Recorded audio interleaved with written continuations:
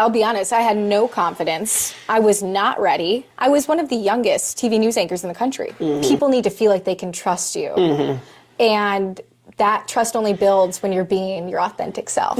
Fashion is such a broad term. Think of fashion, you do think of runway or the drama and avant-garde. Fashion is whatever floats your boat, to put it simply.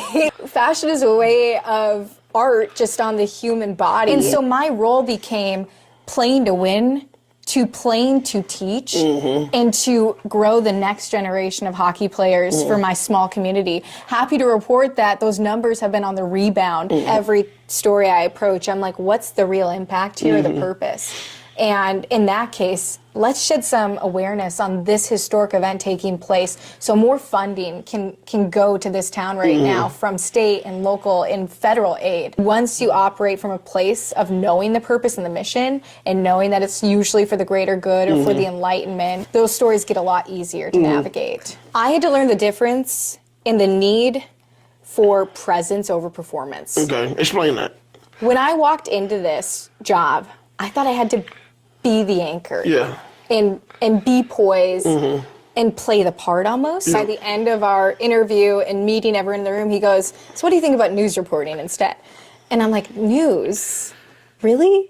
I don't know. Sports is what I know. Yeah. That's what I know. But is that where the job is now? Like, is that, do you have an opening? And he's like, I could hire you as a news reporter right now. That's wild. Sports, I don't think that's the direction for you.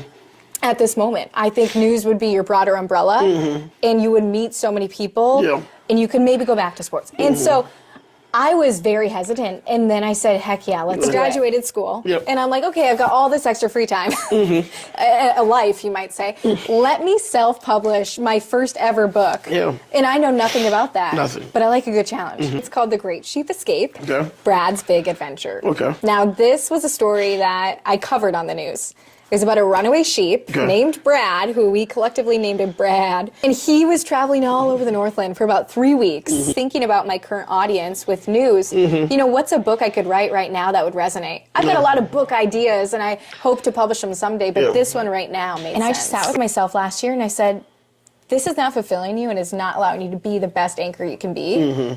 And that's where the anchored life kind of began for me. And now I have another social that I really present myself as more of that peaceful living and lifestyle, trying to reach people through things that helped anchor me. And that was faith. That is my fundamental value in life. That's my cornerstone. And everything I do is based on the foundation of faith. What would you go back and say to a younger version of you? Oh, I would say chase your dreams and don't look back. Because when you start a run, you're not going to reach the finish line immediately, but you'll get there with repetition and consistency and discipline and with knowing where the finish line is. And to also be present in the race.